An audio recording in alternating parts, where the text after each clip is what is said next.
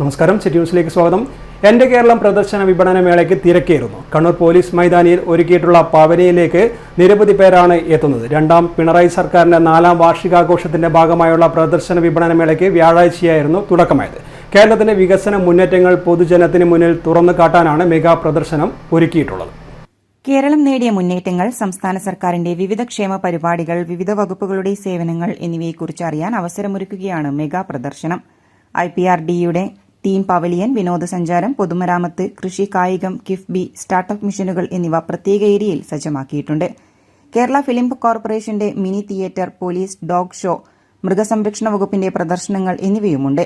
Caravan tourism, അഗ്നിരക്ഷാസേനയുടെ demonstration, സർപ്പ app live demonstration എന്നിവ പവലിയന് സമീപത്ത് തന്നെയുണ്ട്. സാംസ്കാരിക വകുപ്പിന്റെ തത്സമയ അവതരണങ്ങളുമുണ്ട്. 151 തീം സ്റ്റാളുകളും 100 വാണിജ്യ സ്റ്റാളുകളും അടക്കം 251 സ്റ്റാളുകളാണ് മേളയിലുള്ളത്. സാംസ്കാരിക പരിപാടികളും നടക്കുന്നുണ്ട്.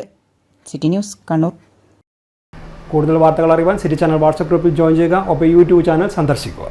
വാർത്തയുടെ അവസാനിക്കുന്നില്ല. മറ്റൊരു വാർത്തയുമായി വീണ്ടും കാണാം. നമസ്കാരം.